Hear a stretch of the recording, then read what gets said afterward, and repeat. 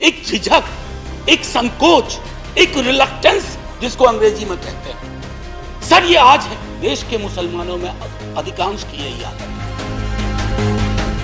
जो मजहब के नाम पर मुल्क बने, आज उनकी क्या हालत है।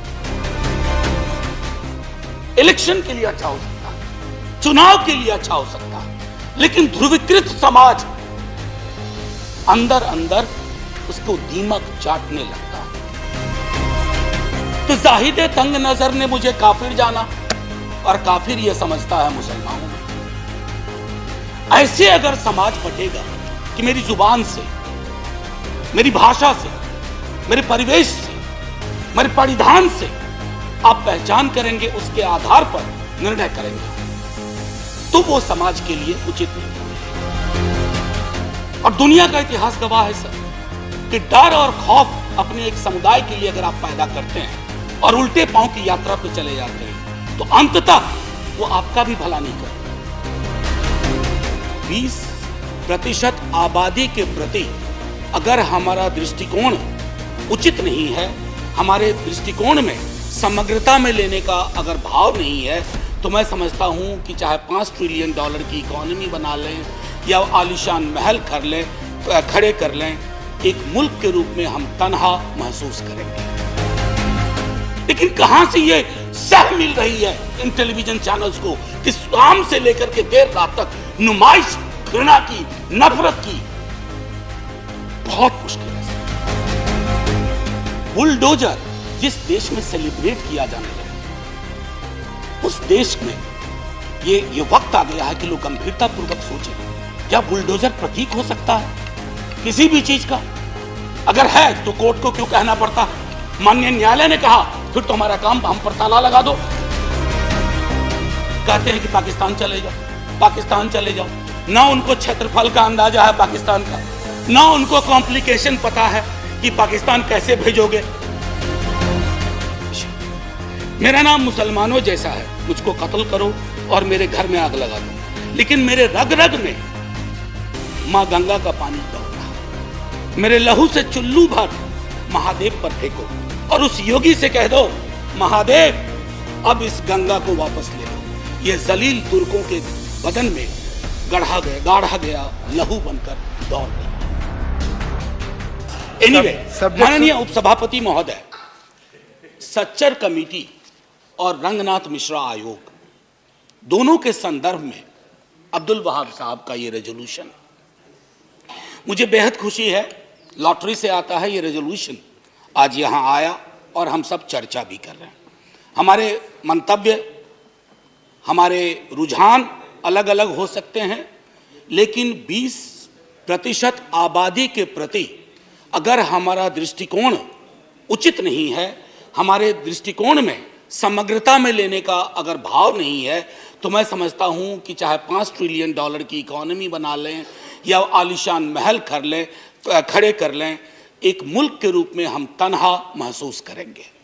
ये मेरा मानना था। अब्दुल वहाब साहब ने जब रेजोल्यूशन के बारे में बोलने खड़े हुए, मुझे लगा कि एक विस्तृत फलक पर वो अपनी बात रखेंगे, लेकिन एक झिझक मैंने देखी, एक संकोच सा देखा।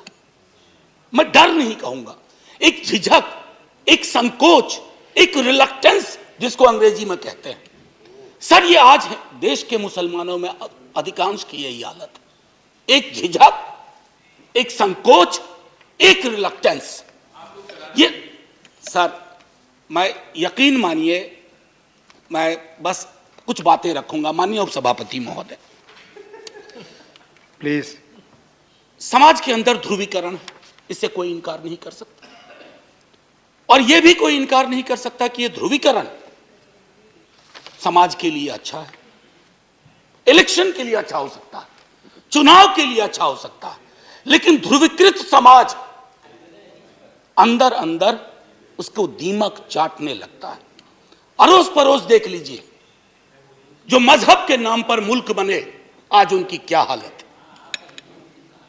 अरे वो तो एक भी नहीं रह पाए, भाषा मजहब पर भारी पड़ गई। बांग्लादेश का जन्म हुआ।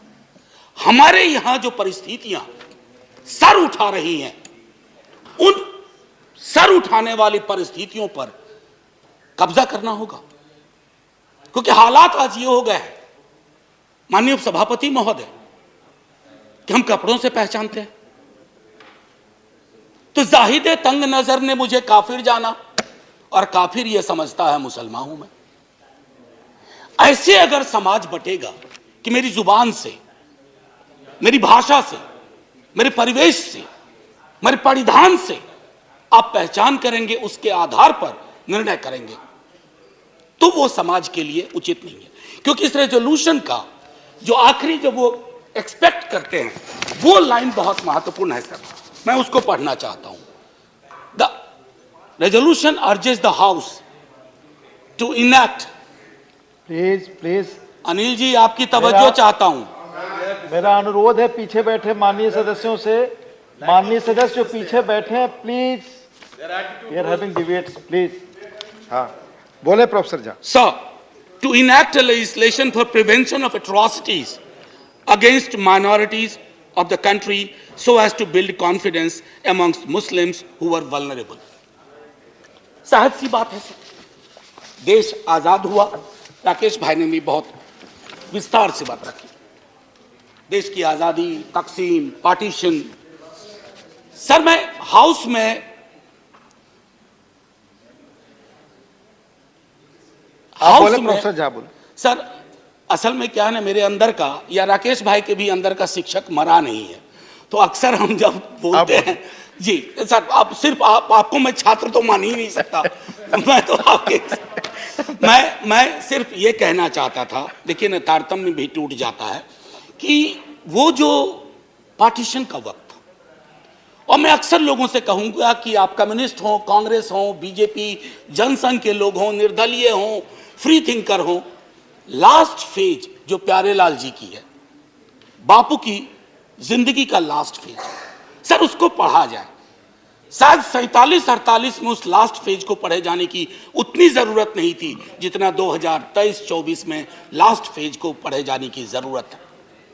हम तो आजादी का अमृत वर्ष मना रहे हैं ना, पहली सालगिरह हुई थी आजादी की 48 में। हमें उस यात्रा में देखना पड़ेगा सर कि हम कब उल्टे पांव की यात्रा पे निकल गए। और दुनिया का इतिहास गवाह है सर कि डर और खौफ अपने एक समुदाय के लिए अगर आप पैदा करते हैं और उल्टे पांव की यात्रा पे चले जाते हैं तो अंततः वो आपका भी भला नहीं करती, क्योंकि political power is never permanent sir. No, every political power, I have said this in this house, has an expiry date. व्यक्तियों का, विचारधारा का एक एक्सपायरी डेट होता है। अरे हमने तो वो दौर देखा था, सोवियत रूस कभी खत्म ही नहीं होगा, खंड खंड हो गया। हमने वो लोग देखे थे जिनके बारे में लोग कहते थे कि इनके राजपाट में सूर्य कभी डूबता नहीं। सर उनका सूरज ऐसा डूबा। Please sir. हाँ प्रोफेसर झा, कोई बात नहीं, कोई बात this is the same thing जो आप दोनों से अपील करता हूं हर जगह। प्लीज प्लीज, मैं वो मुझे पता है सर।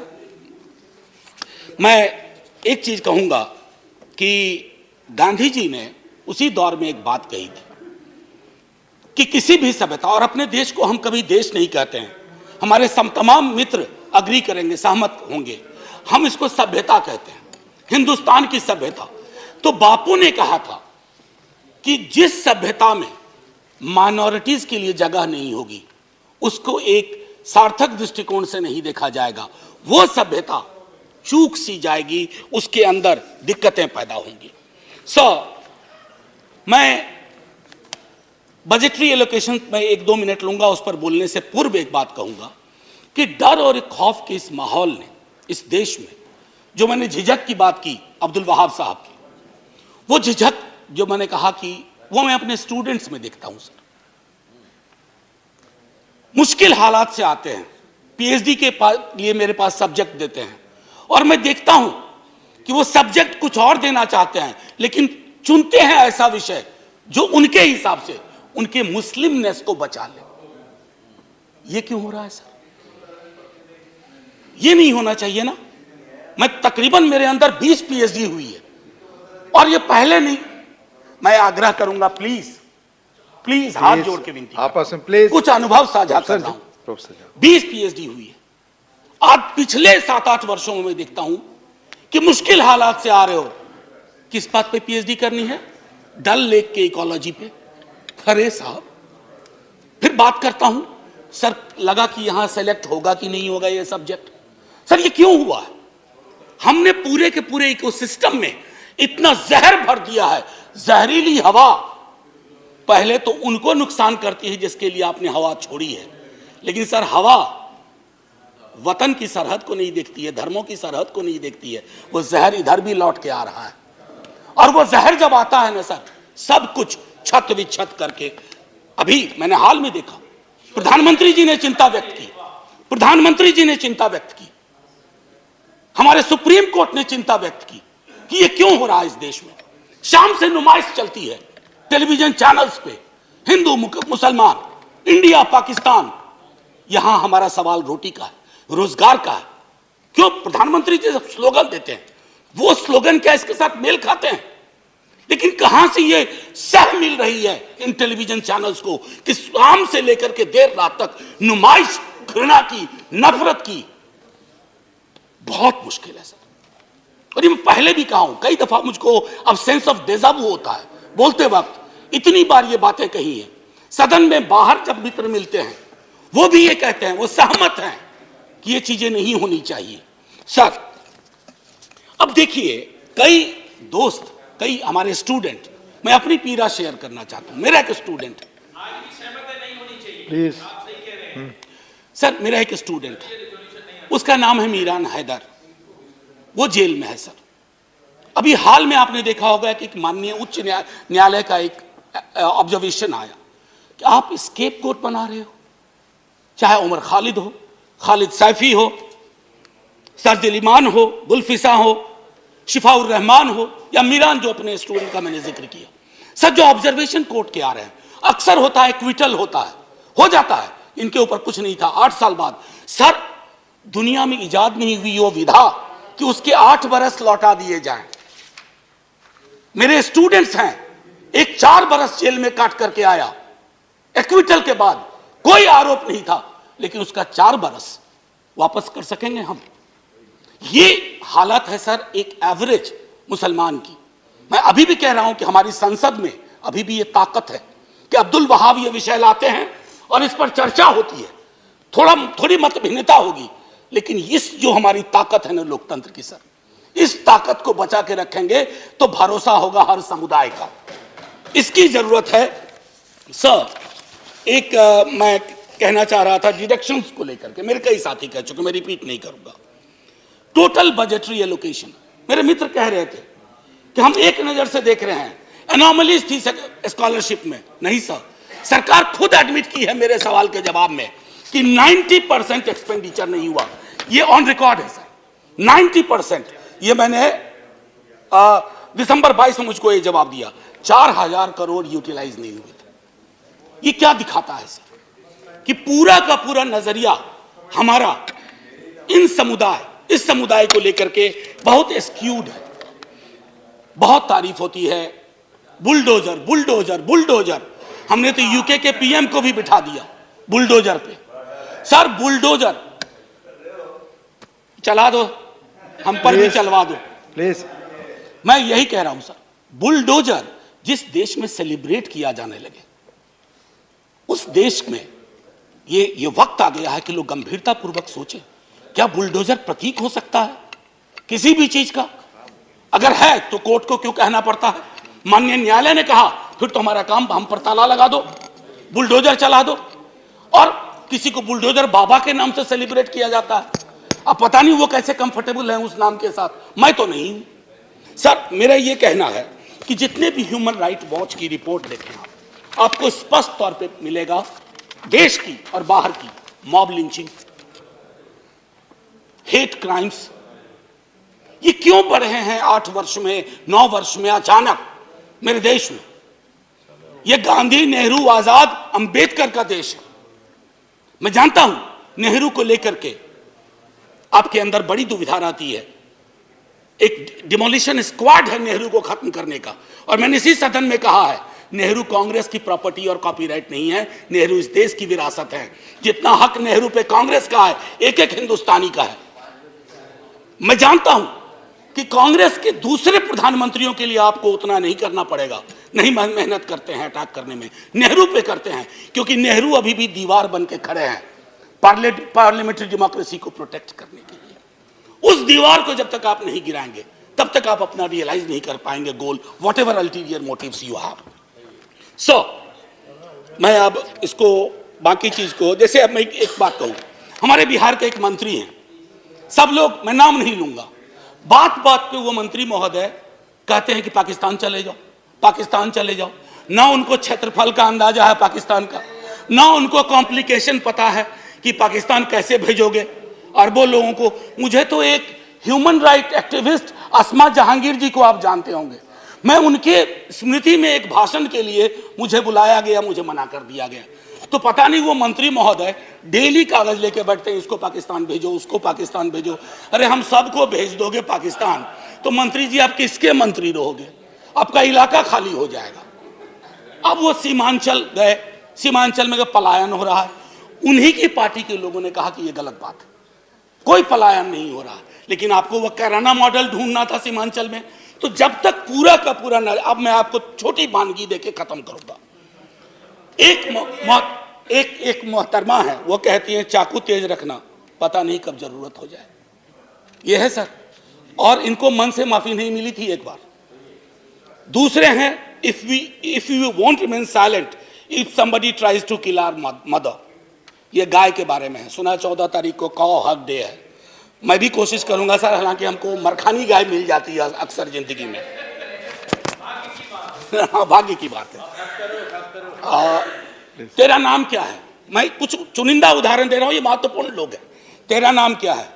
मोहम्मद नाम है तेरा, आधार कार्ड दिखा।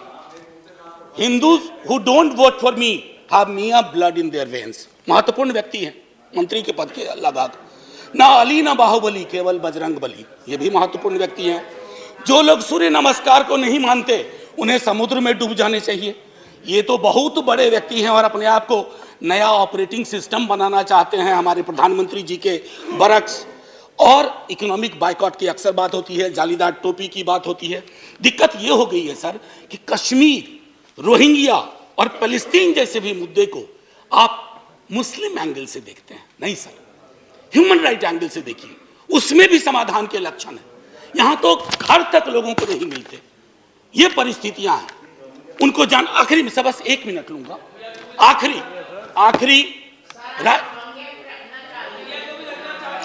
मैं प्लीज नो क्रॉस टॉकिंग। आपको मौका मिलेगा बोलने का, इधर तो आप बोले। आपने सुना नहीं, मैंने कहा कि इन मुद्दों को भी मुस्लिम एंगल से मत देखो, बस।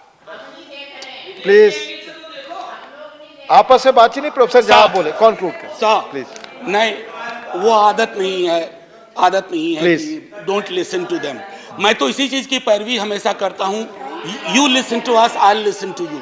Democracy is all about speaking and listening, more of listening than speaking. ये सबसे अपेक्षा है इस सदन में। जी सर, सबसे अपेक्षा है कि डेमोक्रेसी, जैसा आपने कहा, सुनने और धैर्य से जानने का, पर हर पक्ष से सुनने सुनाने की, हर पक्ष से। सर आखिरी, मैं राही मासूम रजा बहुत बड़े लेखक हुए, आधा गांव लिखा, लेकिन एक व्यापक समाज में उनकी प्रसिद्धि हुई कि राही मासूम रजा ने महाभारत की स्क्रिप्ट लिखी थी, जो बहुत फेमस सीरियल हुआ था। मैं उनकी एक छोटी कविता पढ़ना चाहता हूं सर, आपकी इजाजत से। मेरा नाम मुसलमानों जैसा है, मुझको कत्ल करो और मेरे घर में आग लगा दो। मेरे उस कमरे को लूटो जिसमें मेरी बयानें जाग रही हैं, और मैं जिसमें तुलसी की रामायण से सरगोशी करके कालिदास के मेघदूत से कहता हूं मेरा भी एक संदेश है। मेरा नाम मुसलमानों जैसा है, मुझको कत्ल करो और मेरे घर में आग लगा दो, लेकिन मेरे रग रग में मां गंगा का पानी दौड़ रहा है। मेरे लहू से चुल्लू भर महादेव पर फेंको और उस योगी से कह दो, महादेव अब इस गंगा को वापस ले लो। यह जलील तुर्कों के बदन में गाढ़ा गया लहू बनकर दौड़ रही है। इसके आगे कुछ नहीं कहना है सर। जय हिंद। धन्यवाद। धन्यवाद डॉक्टर वी शिवदासन।